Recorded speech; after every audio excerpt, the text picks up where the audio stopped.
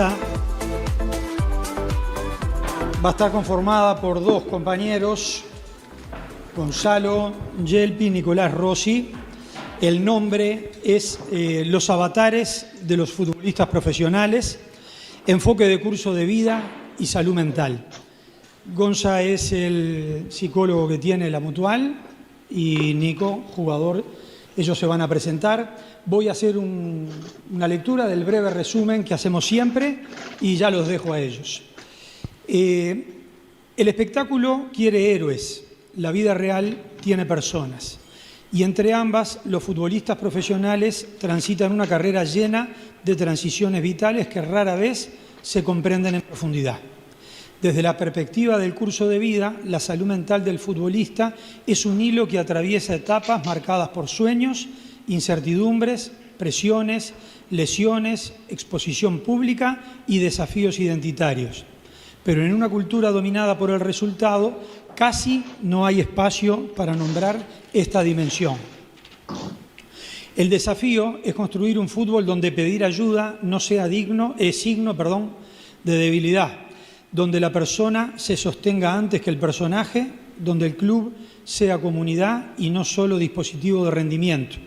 Un fútbol donde el éxito no se cobre con el bienestar. Bueno, qué furcio para las psicólogas, ¿verdad? Oh, arriba, suerte. Buen día, ¿cómo estamos? ¿Todo bien? Pido por favor si se puede poner la presentación, que no estaría la PPT allí. Sí, la que habla de los avatares. Dice Yelpi. Ahí va. De mientras me voy presentando, como presentaba Ale, primero que nada agradecer la invitación, les manda un saludo grande a toda la directiva de la Mutual, que no han podido estar por otros compromisos, pero apoyan mucho esta actividad. Y conmigo... Hola, buenas tardes. Nicolás Rossi, jugador profesional actualmente en Juventud de las Piedras. Tengo 27 años, estoy acá para dar un poquito mi punto de vista de lo que es el fútbol y la psicología en el deporte. Entonces, un poco contarles cómo surge el Departamento de Salud Mental en el 2021. Lamentablemente estaba muy alejado de lo que tiene que ver con la prevención, sino con la atención de determinadas situaciones emergentes que conmovieron a toda la comunidad del fútbol profesional. Básicamente los casos de autoeliminación, de suicidio, que fue tristemente la ventana de oportunidad para poder pensar en un dispositivo de atención psicológica para los socios activos de la Mutual. En este sentido, poder también pensar la salud mental desde la perspectiva de género, poder pensar que el fenómeno, por ejemplo, del suicidio está hipermasculinizado, ¿sí? De cada 10 suicidios, 8 están asociados a varones. En realidad los varones lo intentan menos que las mujeres y son mucho más eficientes y los métodos mucho más violentos. Entonces, es un tema que implica poder trabajarlo también en la comunidad del fútbol, el tema de la prevención de la conducta suicida, porque tiene mucho que ver con esto del ser varón, comportamientos de riesgo, el no hablar de los problemas, entre otras cuestiones. Y ahí empezó a ver como un interés de la directiva, que fue muy apoyada por los futbolistas, de decir, bueno, necesitamos un acceso a la salud mental.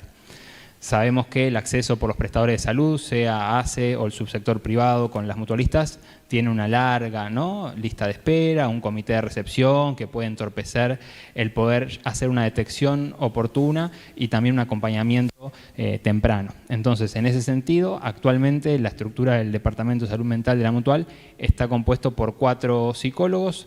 Quien habla, Matilde Carabia, que estuvo hoy a la mañana acompañándome, que está más encargada de lo que es la parte de educación, de trabajo con juveniles, que visita las casitas oficiales de los clubes, que hace talleres de desarraigo, de convivencia. Fabián Sierra, que es el psicólogo del deporte, también trabajando con futbolistas profesionales y juveniles en la sede de la Mutual específicamente, y María José Durán, que conmigo están en el componente exclusivamente clínico y el sociocomunitario. El clínico creo que queda claro que son las atenciones individuales, tratamientos focales por diferentes motivos de consulta, y el sociocomunitario tiene que ver con dispositivos talleres. Vamos hasta los complejos de los clubes y llevamos distintas temáticas. prevención del suicidio, manejo de estrés y ansiedad, ahora está trabajándose fuerte el tema de la prevención de la ludopatía, ¿sí? El uso responsable de redes sociales online, entre otras temáticas que muchas veces son sugeridas por los propios referentes de los equipos. De decir, bueno, en base a lo que escuchamos, a lo que vemos en este vestuario, creemos que esta temática puede funcionar. Y en realidad se dio algo que fue muy paradigmático, porque estamos realmente en un momento de cambios. ¿Qué sucedió? Cuando iniciamos, trabajamos exclusivamente en la sede y de repente el futbolista, para ir al dentista o al fisio, entraba, saludaba con cierta tranquilidad. Sin embargo, cuando era la atención psicológica, subía muy rápido la escalera, para quienes han estado en la sede alguna vez, cosa de que no me vean, que vengo al psicólogo. Y en 1 año y medio realmente eso se revirtió por completo y hoy tenemos el orgullo realmente desde la Mutual de poder decir que los ejes de salud mental se hablan con mucha más naturalidad en el día a día en estos espacios de alto rendimiento. Y nos reconforta saber que se está sacando ese tema tabú y se puede hablar de las emociones. De hecho, hoy mismo en el panel con los colegas apareció mucho como uno de los principales focos, cuando el zurdo planteó que los principales errores de su carrera no tenían que ver con lo técnico, sino con la toma de decisiones. Y sobre todo una clínica que no sea exclusivamente del deporte, sino de poder habilitar que se hablen de todos los problemas que atraviesan las trayectorias de vida de las personas que circunstancialmente se dedican a esto laboralmente. No sé, Nico, ahí si querés. Sí, comparto un poco con él, yo que ya llevo bastante en el fútbol, casi 10 años más o menos, de 2017, 2016, que estoy en el deporte, y a medida que pasó el tiempo, los años, como que cuando recién arrancaba era difícil hablar con un compañero, con otra persona, capaz que te juzgaban, te decían, te tomaban el pelo y vos como que te reprimías. Hoy, con el pasar de los años, ya se, como dijo recién, no es tan tabú, no es tanta cosa que vos lo decís y te miran raro, ¿no? Al contrario, te apoyan, es algo que cada vez está creciendo más, que está bueno, porque a mí me pasó que yo, si estaba fuera del país, si no me hubiese pasado lo de la lesión, capaz que no arrancaba por tema de miedo, por tema de lo que me digan, ¿no? Mis compañeros, otra persona, y después cuando realmente arranqué me di cuenta que era todo distinto, que no era tan malo como yo lo pensaba, que me ayudó a una cantidad, me ayudó a superar etapas, a momentos difíciles, y ahora la verdad que es algo que lo creo necesario y que, si me preguntan, trato de recomendarlo, y es algo que va a salir y que ayuda muchísimo. De la experiencia, lo digo, no lo digo desde que lo escuché y me lo dijeron, no, es algo que realmente sirve y que te puede dar muchas herramientas, y en el fútbol también, porque en el fútbol no es como capaz que dijo recién del zurdo, que los errores no eran lo técnico, capaz que en el fútbol no es todo físico, también lo mental es muy importante, y más en la posición que estoy yo, que es arquero, que tenés que estar todo el día tomando decisiones rápidas, todo el día pensando lo que pasa, y nada, es algo que te ayuda a abrir mucho la mente, la psicología. De hecho, esto que trae Nico es clave, el boca a boca, ¿sí? El poder decir, fui y me hizo bien, o te estoy viendo así, ¿por qué no te acercás? Nuestra idea es pensar un departamento de salud mental que implique que todos seamos agentes primarios en salud, que podamos detectar señales de riesgo, de alerta, para poder hacer intervenciones tempranas, ¿sí? De hecho, esto que hablamos allí, de que los talleres y las intervenciones tengan que ver mucho con la promoción de salud y derechos. Hablamos de salud, y creo que lo entendemos todos, de una perspectiva integral, pero cuando hablamos de derecho hablamos de que la persona futbolista justamente se pueda sentir una persona ciudadana en capacidad de poder reclamar ciertas cuestiones que se están vulnerando, de poder identificar ciertos avasallamientos contra su persona, de poder complejizar ciertas relaciones como pueden ser con un agente, con la familia, con una pareja. Entonces, desde ahí poder pensar justamente esta relación entre futbolista y derechos humanos, básicamente, ¿no? Estamos hablando del derecho a la salud, a la educación, a una vida digna, a una vida libre de violencias y discriminación. Y ahí tuvimos que ir diseñando como instrumentos, ¿no? Entonces, ¿cuáles son hoy los principales instrumentos? Por un lado, el protocolo de atención psicológica individual, que marca un poco cuáles son las características de la prestación. Tenemos terapeutas con una orientación más psicoanalítica, otros más cognitivista. El alcance y las vías de acceso, ¿no? Primeramente era a través de los directivos, hoy hay un formulario web que se completa, ya empieza a suceder, por ejemplo, vamos a poner un caso supuesto, Nico habla con un compañero en juventud en este caso y directamente ya se saltean esa línea y Nico le pasa mi teléfono y el jugador me escribe directamente a mí, ¿sí?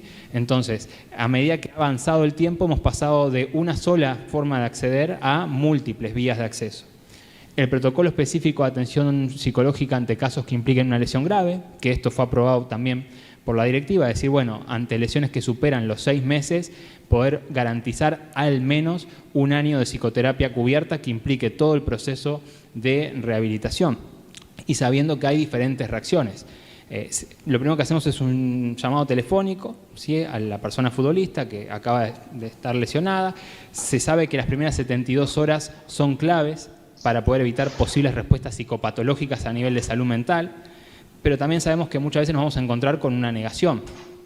Hay gente que enseguida entra en contacto con, bueno, este es el posible diagnóstico, sabemos que no siempre llega ese diagnóstico en las primeras 72 horas, entonces hay gente que se va a negar y hay gente que quizá de entrada está resistente o hasta con mala voluntad para sostener la llamada y sin embargo 2 meses después, 3 semanas después, se pone en contacto. Lo estuve pensando y creo que lo necesito.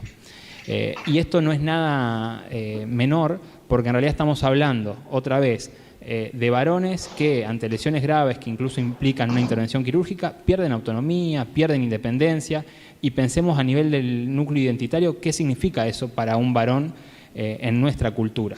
El decir, no puedo ducharme por mí mismo, no puedo vestirme por mí mismo, no puedo conducir el auto ya por mí mismo.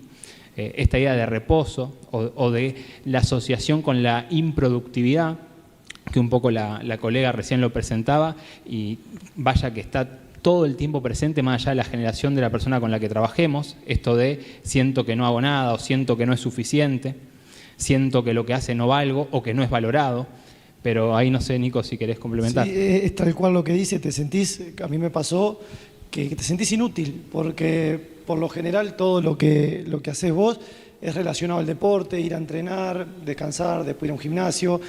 Por lo general el deportista, si bien hoy día también se basa y se inculca más que hagan otra actividad aparte del fútbol, el futbolista, la gran mayoría, lo que hace es el fútbol, entrena, y cuando te pasa una lesión grave te sentís inútil, te sentís frustrado porque toda tu vida casi lo hiciste con el fútbol y no hiciste otra cosa, y cuando ves que te pasa una lesión grave, como me pasó a mí que me rompí la rodilla, y te entras a plantear pila de cosas, te entras a pensar, ¿por qué no hice esto? ¿Por qué no hice lo otro?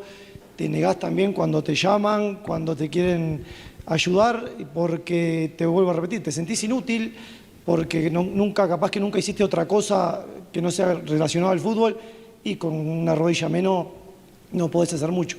Y nada, por suerte yo tuve también del boca a boca, que un compañero mío que estaba con él me dijo, ¿por qué no llamas a la mutual? ¿Por qué, más allá de que ellos ya se me habían comunicado conmigo, como que me abrió esa puerta para poder entrar al mundo de la psicología, que la verdad que lo agradezco, y fue un alivio tremendo para llevar la carrera, la lesión, que todavía me tocó afuera del país, estando solo con mi pareja, y yo creo que si no agarraba ese lado de tener a alguien con quien hablar o quien quiera expresarme, iba a ser algo difícil, y me ayudó bastante, porque como les digo, estaba fuera del país, solo con mi pareja, y a veces con tu pareja, si bien vos hablás, decís las cosas, no le contás todo, y si está bueno que una persona, un profesional te escuche sin juzgarte, sin decirte, capaz que desde otro punto, desde afuera de la casa, porque tu pareja siempre en teoría te va a querer ver bien, capaz que a veces te dice algo y que no te está ayudando por verte bien, y la verdad que otro punto de vista, otro panorama, y la verdad que te ayuda en mucho eso. Incluso en esta línea también pensemos qué sucede cuando uno desconoce por completo para qué puede servir la atención psicológica.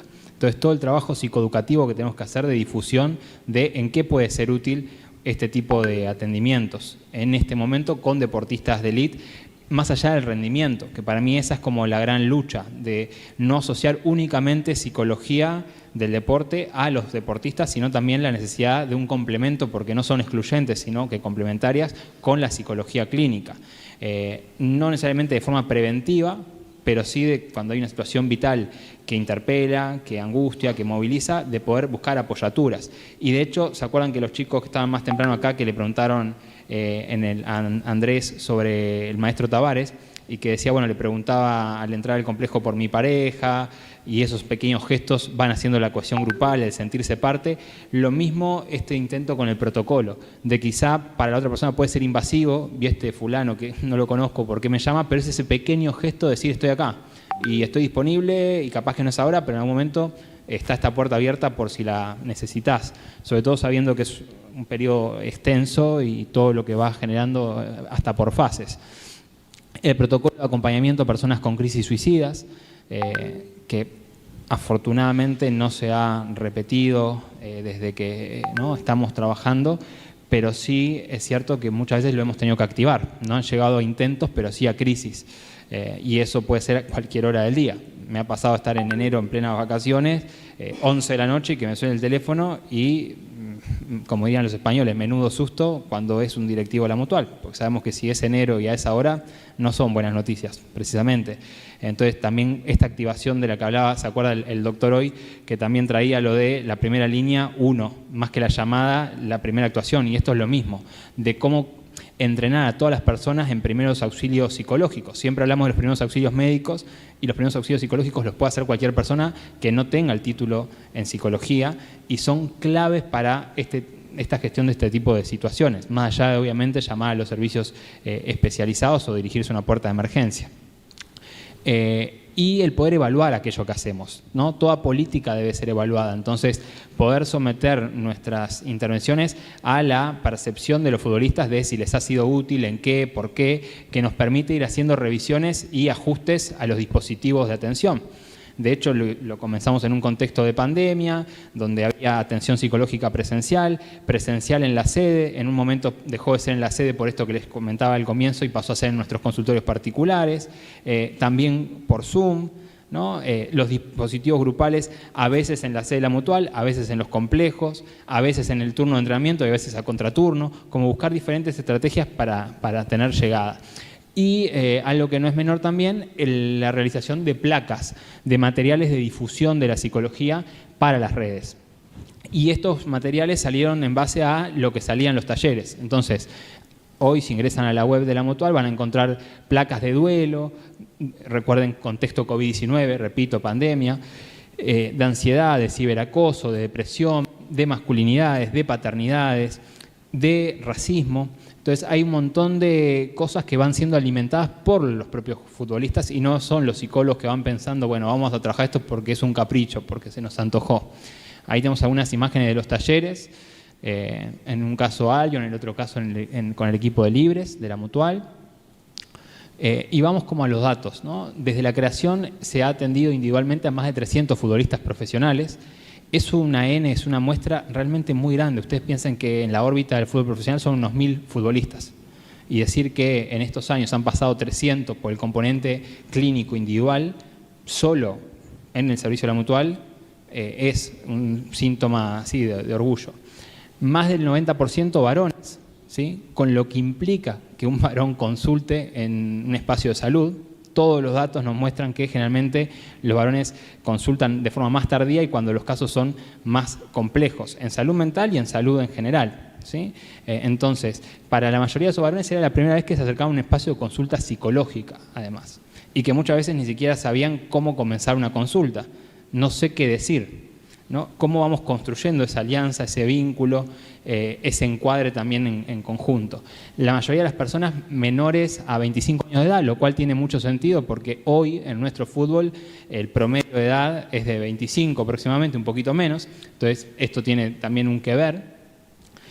La mayoría de las personas que compitían en equipos de segunda división profesional, pero también con experiencia con equipos de primera conformativas y también con personas que estaban desarrollando sus trayectorias en el exterior. Que uno a veces dice, ah, no, pero ya está en el exterior, ¿qué problema va a tener? Y sin embargo, pueden ser múltiples los problemas, desde el desarraigo, pero también a momentos de impagos, de crisis emocionales, de estar solo lejos de casa y no asociar exterior a puede costear el tratamiento de forma particular. Hay mucha gente que está en el exterior y sin embargo no alcanza el dinero y necesitan realmente el dispositivo de la Mutual para poder acceder a una atención psicológica o porque quieren garantizarse justamente que sea una persona que les comprende en su cultura o lo que fuere y que no sea del país de destino.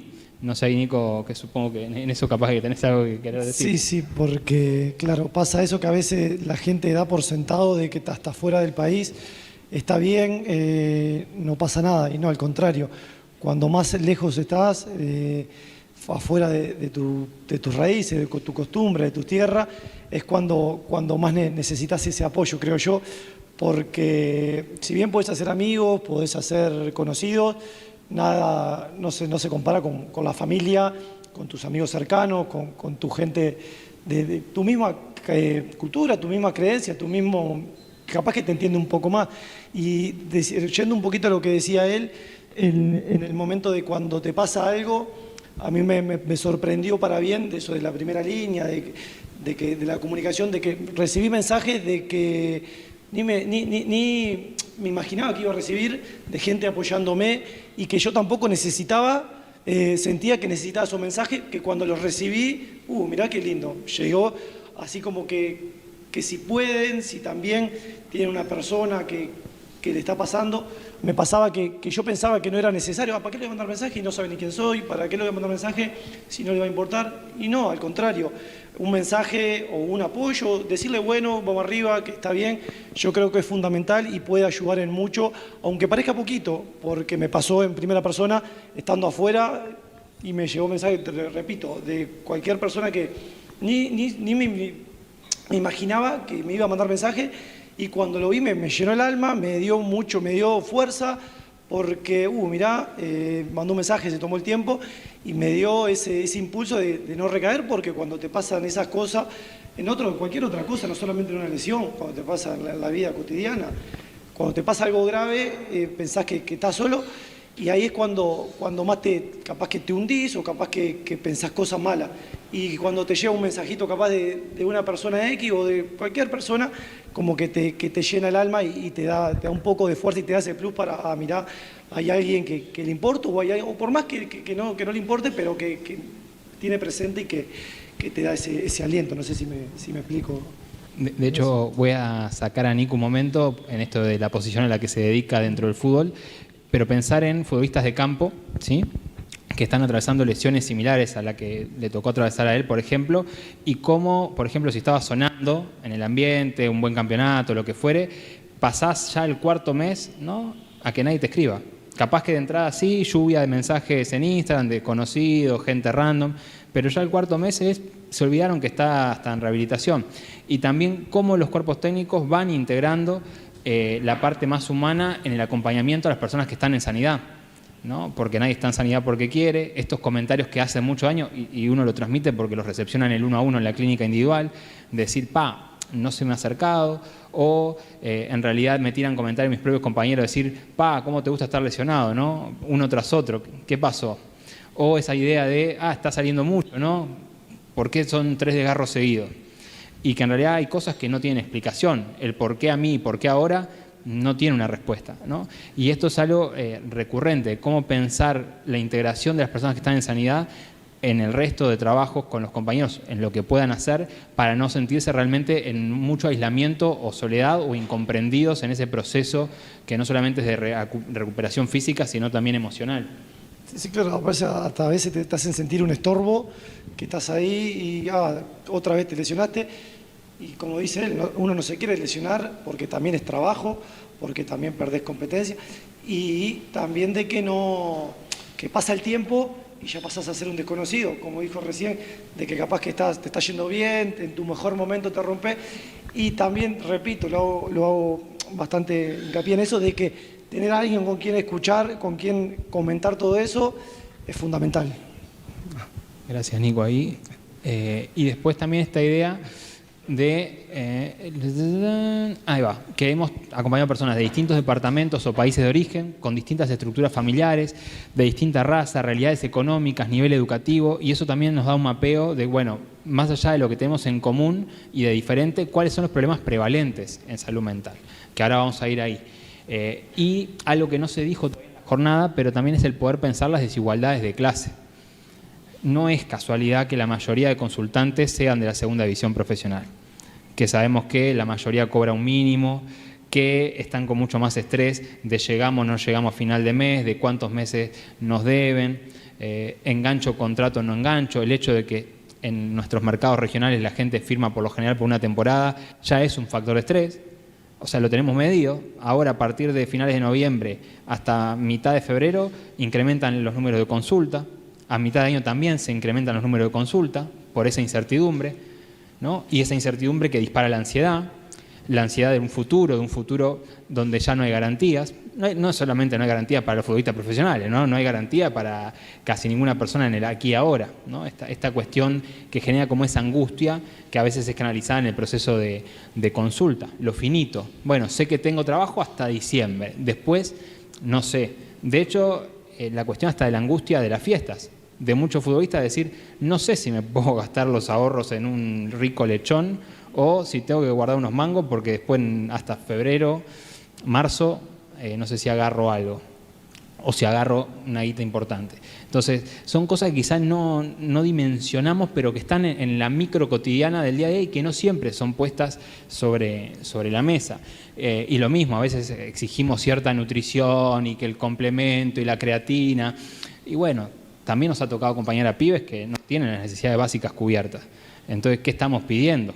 Y a veces los clubes responsabilizan a la persona por sobre sus hábitos, pero tampoco ponen a disposición los elementos que deberían poner para facilitar los procesos de desarrollo integral de la persona. Y también a veces se cae exclusivamente en lo punitivista. Y cómo desde nuestro lugar, desde la psicología, combatir esas formas de gestión de los conflictos. Porque un chiquito se fue de la pensión del club y mintió o dijo que la abuela estaba muerta y era para irse a ver 3 días a los familiares al interior, quizá poder entender qué le está pasando a ese gurí, más que decir, nos engañó, salió, por ende vamos a expulsarlo de la casita y vamos a desvincularlo del club. Entonces, pensar genialmente cómo gestionamos estos conflictos, ¿sí? No sé ahí, Nico, si...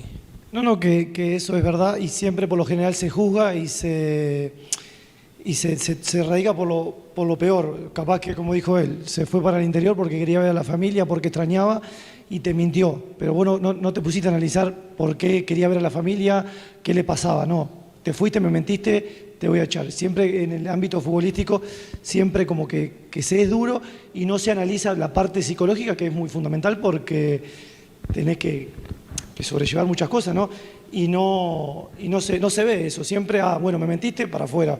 Hiciste algo mal, te echo. Y no, hiciste algo mal, pero por un trasfondo atrás, porque capaz que extrañaba a mi familia, capaz que te mentí porque ayer no pude venir, porque tuve que salir a hacer una changa, porque no tenía para comer mi hijo. Y no sé, en el fútbol, como te dije, se corta muy por lo razonal, no sé cómo me sale, que se corta así como radical, duro y no se analiza todas las situaciones anteriores y pasa mucho. A veces uno no miente porque quiere, porque tiene una necesidad que a veces no se la puede brindar el equipo mismo, ¿no? Y también las condiciones de seguridad para que un futbolista pueda contarle a sus adultos referentes qué es lo que le está pasando, ¿no? Desde un problema personal, esta idea de si yo cuento lo que me pasa, me expone y este exponerme me puede sacar del 11 o me puede implicar una no renovación porque pareciera que es síntoma o sinónimo de debilidad. Y en realidad tenemos que fomentar esa relación de confianza entre cuerpo técnico, futbolistas, otras personas integrantes del staff. Y ahí mi ponencia inicialmente era los avatares, ¿no? Y siempre digo avatares la gente piensa en la película de Disney, ¿no? Imagina cosas azules. Sin embargo, uno puede pensar que, según la Real Academia Española, es fase, cambio, vicisitud, reencarnación, transformación. Y ahí tocamos un poco con la colega. ¿En qué sentido? En el sentido de que lo único que permanece es el cambio, todo el tiempo estamos en transformación, pero me permito decir en esto de que clínicamente no solamente trabajo con futbolistas, sino con resto de personas que se dedican a otras cosas, de que la vida de los futbolistas está atravesada por muchos más cambios y transformaciones en un corto periodo de tiempo, de una manera mucho más intensa que para otras personas de la misma edad, que es esto que también genera cierto distanciamiento. Bueno, tengo mis amigos son jóvenes, pero no son jóvenes como yo, no hacen cosas como yo, no acceden a cosas como las que puedo acceder yo. Y esto también tiene que ver con estas identificaciones, contraidentificaciones, tentaciones, dudas de qué hacer con eso. Quiero vivir esta vida, no. Y ahí vamos al foco. Esto de poder pensar las trayectorias vitales, el fútbol desde un enfoque de curso de vida. Ahí tenemos como una breve línea de tiempo, niñez, adolescencia, juventud, adultez, y podemos pensar en las primeras imágenes, ¿no?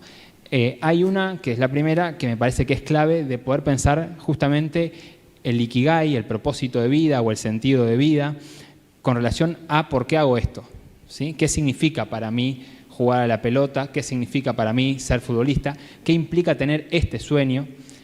¿Y cómo se alimenta esto también desde un lugar de cuando se llega al profesionalismo?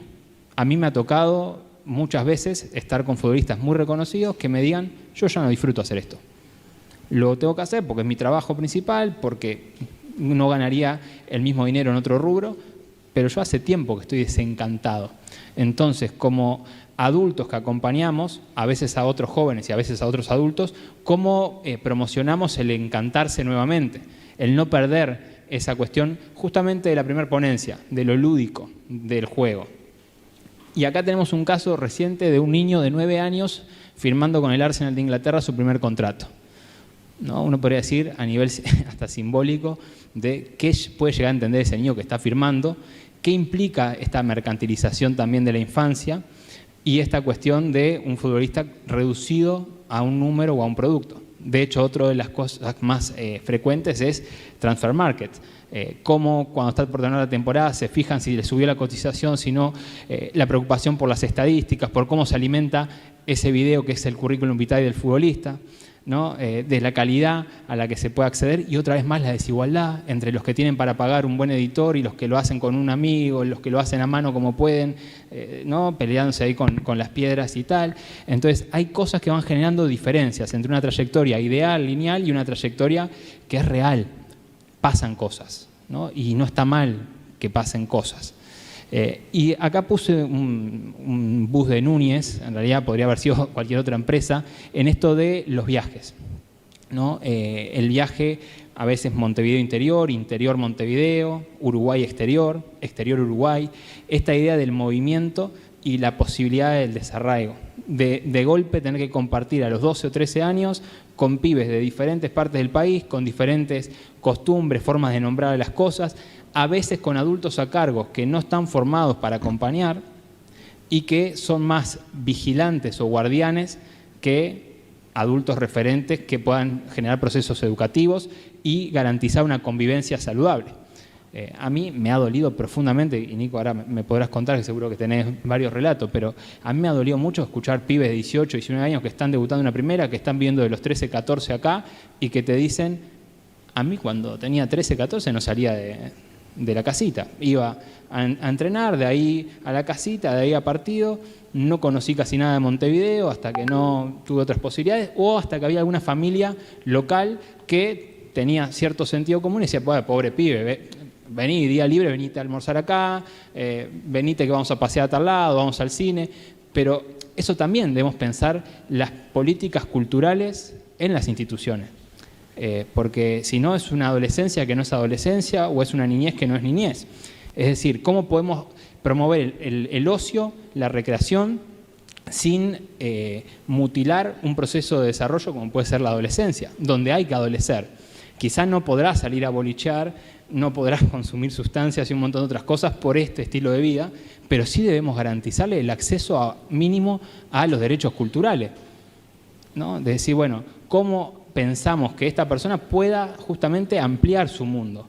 De que su mundo no sea solamente un bondi que va y viene de diferentes lugares, porque no solamente está en este mundo, en esta realidad, para ser futbolista. Principalmente está para ser persona, para ser humano, y cómo reconocemos desde ahí a ciertos sujetos que a veces los reducimos solamente a un rendimiento. Sí, en ese sentido tiene bastante razón. Yo soy de acá de Montevideo, por suerte no tuve eso de viajar en ómnibus, quedarme en una casa, pero sí he tenido compañeros que le ha pasado eso, que venían de Rivera, de Tacuarembó, los ponían en una casita, los tiraban todos para ahí, como, bueno, arréglense, te doy comida, y después vean, y le ponían un tutor a cargo, que no, como dijo, no estaba preparado, no estaba capacitado, los cuidaba, pero porque le pagaban un sueldo o por el que tenía algún interés, pero no los enseñaba, no los salía capaz que a hacer cosas culturales, a pasear o cosas que un niño o un adolescente necesita, porque no es solamente futbolista trabajar y enfocarse en eso, ¿no? Hay mil cosas más. Y en ese sentido como que no se piensa mucho eso, pero también el tema de que también tenés que perderte muchas cosas, como dije, no drogarse, no salir de joda, pero te perdés bastantes cosas que vos lo decís, que se escucha mucho, pero sos futbolista, tenés 17 años, tenés 15 años y ya te pagan un sueldo. Sí, pero ¿qué tantas cosas tuviste que dejar, qué tantas cosas tuviste que vivir para hacer eso? Siempre de afuera se ve solamente lo superficial, bueno, tenés trabajo, con 17 años capaz que a veces tenés que hacer muchos esfuerzos, o a veces capaz que no, pero todo para atrás no es tan lineal o tan color de rosas como a veces se pinta, y no, tenés que también estar bastante centrado para saber lo que querés y también para lo que no, porque también me ha pasado que tenía compañeros que no aguantaron y se prefirieron ir para el interior con su familia, porque si bien capaz que estaban con un contrato o algo, pero estaban encerrados de lunes a lunes, iban a entrenar, no hacían nada, y también te perdés la convivencia de tu adolescencia, tu niñez, que eso es importante también para el futuro, para cuando sos grande, tener una buena niñez es algo fundamental también, creo yo. De hecho, esto que trae él es fundamental, porque acá estamos, ¿no?, con casos que vieron que hoy hablamos, ¿qué es el éxito? Bueno, para muchos llegar al profesionalismo y sostenerse es el éxito. Sin embargo, ¿qué pasa con esos gurises que no llegan a ese profesionalismo? Que tienen que volver al pueblo, que sienten que fracasaron, y pensar el fútbol en plural, porque siempre lo pensamos asociado al profesionalismo, pero hoy es cierto que también en la clínica uno lo ve, de que el fútbol abre muchas puertas laborales, y están los que quizás no pudieron firmar un primer contrato o no pudieron sostenerse en el mercado, pero sí vuelven a sus departamentos o a otros departamentos del interior y juegan en fútbol interior, juegan en fútbol sala, ¿no? Generan ingresos y viven también del fútbol. No es el fútbol reducido a Montevideo y área metropolitana, ¿no?, en esta cuestión de la centralización, pero son otras formas también de reconectar con eso, con la vocación, con el deseo, con el sentido. O sea, no llegar o no sostenerse no implica no poder seguir viviendo del fútbol. Y no necesariamente hago una carrera vinculada al mundo del fútbol, sino todas las puertas que puede llegar a abrir el fútbol y cómo operativizar esos años en Montevideo de formación, de compartir con otros y otras para posibles retornos, porque no se dio, porque acá no hablamos tampoco, pero acá. El dado y el signo de interrogación, el azar, es una de las variables más determinantes. Justo ese día me vio tal persona, justo me enteré de rebote que había pruebas aspirantes no sé dónde, justo di con que mi agente es buena gente y me acompaña, me apoya, sostiene, justo di con una familia que no le interesa explotarme, sino que interesa que me realice como persona, y si me va bien en esto, mejor. Entonces, el azar, gente, siempre coloquemos el azar en la fórmula. ¿Es angustiante? Sí, no tenemos dominio absoluto sobre el azar. Por eso, el dado cae para un lado, cae para el otro, pero opera en las vidas de todos y todas nosotros todo el tiempo. Los parlantes, el ruido, ¿no? A nosotros nos toca acompañar muchas veces gurises que están sobreestimulados de presiones, de expectativas.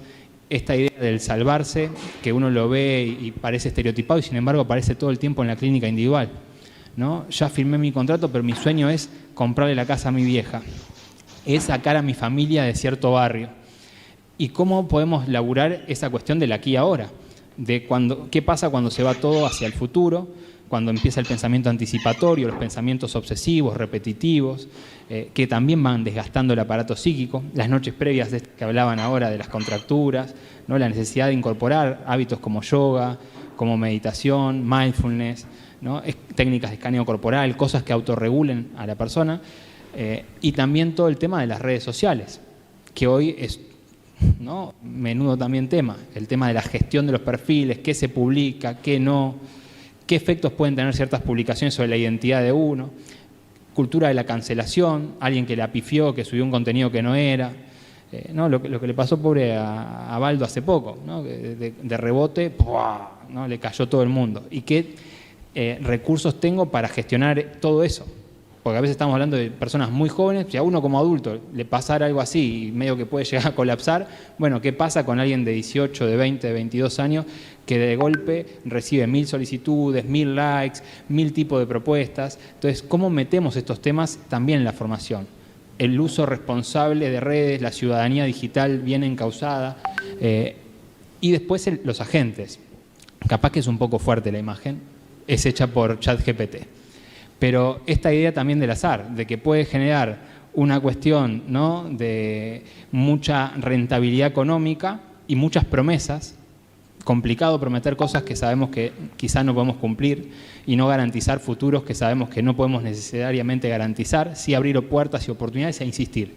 Entonces ahí, por un lado, esa promesa y después la otra que es la bomba, ¿no?, del otro lado, como el tic-tac, el del chiringuito, ¿no? ¿En qué sentido el tic-tac? De que yo honestamente me encanta por catarsis, estoy en modo, salgo del contexto clínico y pasan cosas, pero es algo que a mí me tiene muy harto, sería como la palabra más justa, que es el tema del chantaje emocional de los representantes. ¿Te está yendo bárbaro? Todas las semanas mensajito, aparecen los botines, aparece el viático en tiempo y forma, pero si no hay un castigo, que es retiro del afecto. Sea porque no está jugando, sea porque ya veo que ya no tiene proyección, sea porque veo que ya no va a ser rentable. Entonces pensemos en los efectos subjetivos que tiene, que quizás teniendo a tu familia lejos, lo más cerca que tienes es tu representante y juega con tu rendimiento para sentirlo cerca o lejos. Y con eso especula, ¿no? Va bien, aparezco, va mal, desaparezco. Cruel. Sadismo, no hay muchos otros adjetivos. Entonces, también cómo manejamos estas cuestiones. No sé, Nico, ahí si... No, que es bravo, sí, también el tema, como decís, el tema de representantes, el tema de eso, porque pasa, cuando sos niño y sos fácil también de endulzar, te dicen, te prometen la luna y vos te lo crees, y no es así, porque anduviste mal un poco, vieron que no tenés futuro, no tenés proyección, y hay jugadores, hay muchos, y ahí también te genera una frustración, como también lo que decía recién. Vos de niño te llenan de ilusiones, te voy a dar esto, te vas a ir para acá, me está llamando este equipo, me está hablando esto, y vos mirá qué bueno, qué bueno. Y cuando te entra a ir mal, capaz, o no tan bien, entra esa capaz te dejan de lado, no te dan tanta bola, no te mandan mensajes, ya cuando el viático te lo bajaron, capaz que te daban tanto, y te genera esa frustración que a la corta edad es bravo porque no sabés cómo manejarte y todavía le llamas el plus ese de que estás lejos de tu familia y tenés el representante, que es el que te habla, el que te dice las cosas y te deja un poco de lado, es bastante complicado y te hace dudar y te hace capaz que tomar alguna decisión que no querés o algún camino mal, ¿no? También, por ese lado. Después acá sé que hay gente que trabaja también con formativas, el tema de la carrera dual, de que sabemos que es el horizonte, que es la deseabilidad, pero no siempre se puede materializar.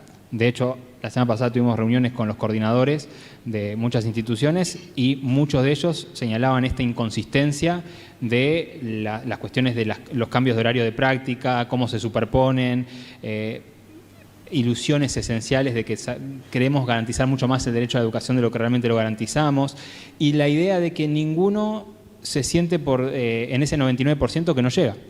Es decir, cualquier persona con la que uno dialoga cree que está sí o sí en ese 1% que llega al profesionalismo. Entonces, ¿cómo también podemos abrir la puerta de decir, hay veces que va a ser necesario explicitar que puede ser las dos juntas conviviendo o que en algún momento puede ser que elija y que aún yéndome bien en el fútbol, tengo derecho a elegir de quiero priorizar otra cosa, mi vocación principal me mandata a otra cosa, pero también esta idea de cómo podemos plantear que es importantísimo estudiar porque la inmensa mayoría no llega, aún teniendo muchas condiciones. Entonces no alimentar la falsa fantasía o el pensamiento mágico de no, son otros los 99% que no llegan. Yo seguro estoy dentro del 1. Bueno, pensamiento lógico, ¿qué diría que usted estaría dentro de ese 1%? Que es casi, ¿no?, algo recontra extraordinario.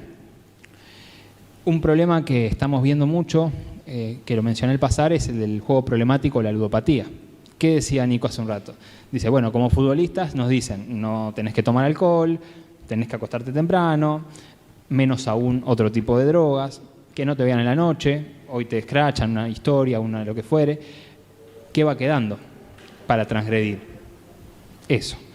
Y eso está muy naturalizado en nuestra cultura, forma parte ya, por la publicidad, por los sponsors, por la cultura del fútbol, el carloncho, el póker, las concentraciones, por guita, por billulla. Entonces, también esta cuestión de cómo desnaturalizamos ciertas prácticas, porque me voy a usar de ejemplo y te uso a vos, Nico, también. Vamos a suponer, Nico es el mejor pago de juventud y yo soy un juvenil que recién estoy empezando, estoy con el mínimo, ¿sí? En esa ronda de carloncho, póker o en el bondi, cuando vamos a poner a Maldonado, en realidad la guita es la misma, ¿no? Él puso 200, yo 200, pero no son los mismos 200. Porque digamos que él tiene otra rentabilidad que no la tiene el pibe que recién está arrancando y que por ahí si dejó 2.000 pesos entre ida y vuelta y el salario es 33, 36, y bueno, se fue una parte importante. Y donde metan 2 viajes en el mes, estamos hablando de $100 que se fueron así como si nada, diría la canción. Entonces, también cómo vamos concientizando y la importancia de los liderazgos, de que los referentes puedan bajar líneas sobre esto, de decir justamente, el juego no es un juego y puede terminar teniendo problemas importantes en la vida de los futbolistas. Desde cuadros de depresión, deudas impagables, el tema de la mentira, de la manipulación y el estigma. De qué pasa cuando uno ya sabe que hay un compañero que está involucrado en el juego problemático y que va generando una cancelación silenciosa. No, guarda, te va a querer cagar, te va a querer decir algo para sacarte unos mangos. Entonces, cómo también ahí nos volvemos agentes primarios de salud señalando que nos estamos dando cuenta, que hay algo que nos está preocupando, que ese otro nos importa. No porque el domingo la clave en el ángulo o la saque del ángulo, sino que nos importa porque es una persona que están pasando cosas que ya no puede dominar porque justamente se va generando una dependencia. Y esto nos preocupa con jóvenes futbolistas, pero también nos preocupa con adolescentes, justamente por el ocio. ¿Qué hacen en el tiempo de ocio? Si nadie los saca a pasear, si no hay propuestas educativas en las casitas o en las residencias, lo que queda es el celular y muchas veces la necesidad de adrenalina, la dopamina de la que hablaba la colega más temprano. Es lo más cerca a una competencia deportiva, esa cuestión de acierto, no acierto, la espera, cae de mi lado, no cae de mi lado. Entonces es un tema que de verdad, gente, ustedes que están todos vinculados a este mundo, de empezar a meterle el diente, porque si no, de acá a un tiempo que creo que no es ya tan largo, nos va a empezar a desbordar como una catarata. Que sí, tiene razón, porque es algo, si bien está en el día a día, se ve, no es algo que está tan normalizado y capaz que un compañero lo está apostando ahí y lo ve normal. Y no es algo normal porque, si bien no, yo me controlo, si bien yo... Pero hay veces que después me ha pasado tener compañeros al lado, puesto un partido de Nicaragua que no sabes ni qué, y ¿cómo estás apostando a eso? Porque, no, son 50 pesos. 50 pesos hoy, 50 pesos mañana, y cuando querés se te fue el sueldo y no te das cuenta, y cuando crees que lo ves, se te fue el sueldo y te generó una necesidad, y aparte con la facilidad hoy, con el celular pagas todo hoy y haces una transferencia, pones la tarjeta y se te va, después la siguiente lo recupero. No. Y como te digo, está bueno empezar a tratarlo, empezar a darle más importancia, si bien se le da importancia, pero no creo que como que está tan naturalizado el tema de las apuestas y el tema del juego, porque es algo como, lo toman como normal porque se ve normal, ¿no? Pero después uno lo ve en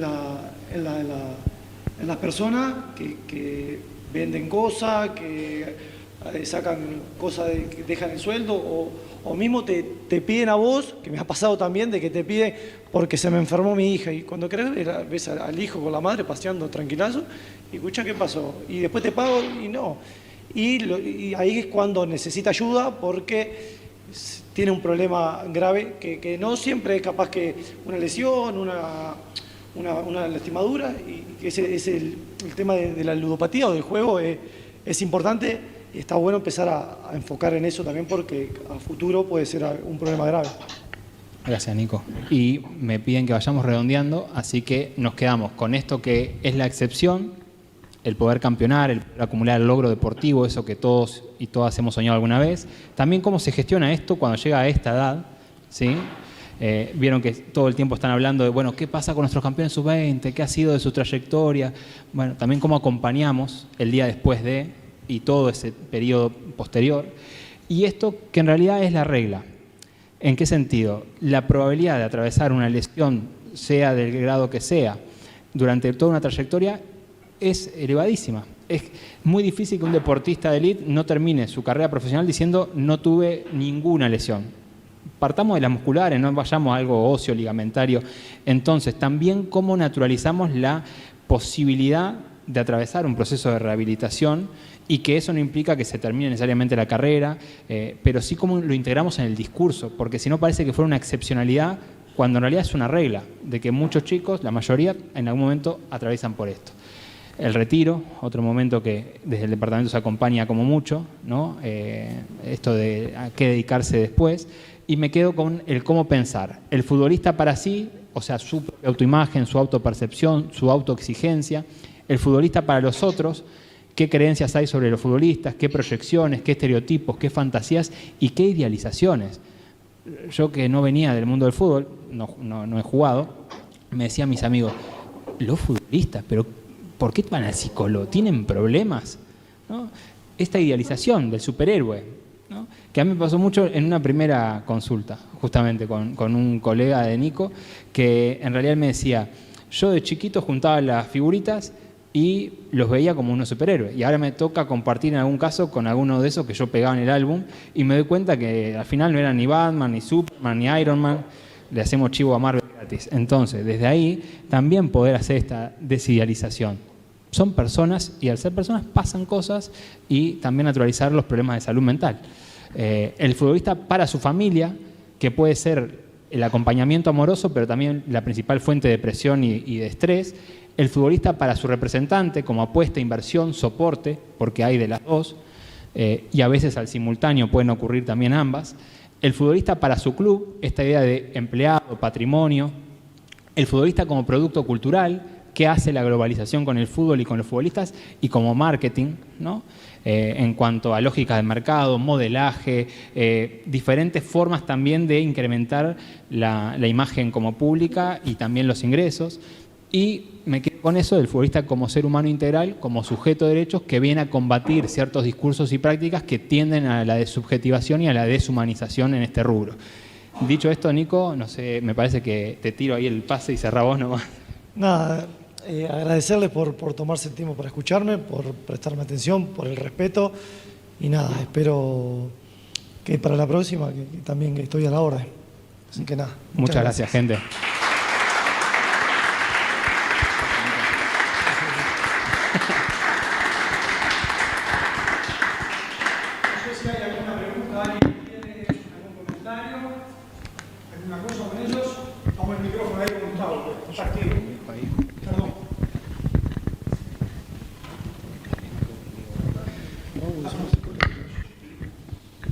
Dos preguntitas para no hacerlo muy largo que se puedan responder corto. La mutual en la atención de salud mental incluye solo profesionales y formativas, ¿no?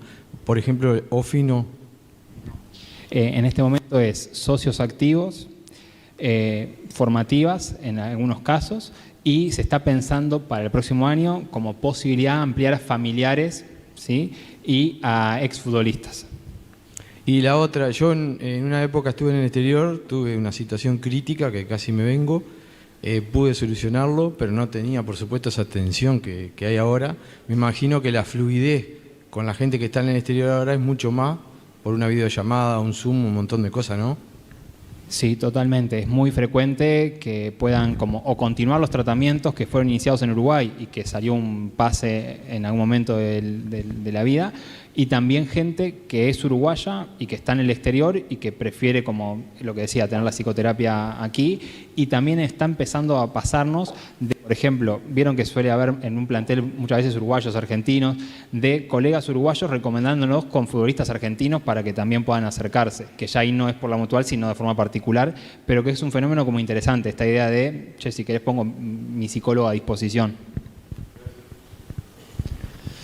Bueno, si no hay ninguna pregunta más, ¿no? 3 minutos nada más para que Seba y Facundo, que son los próximos 2 disertantes, vean lo de la presentación y continuamos.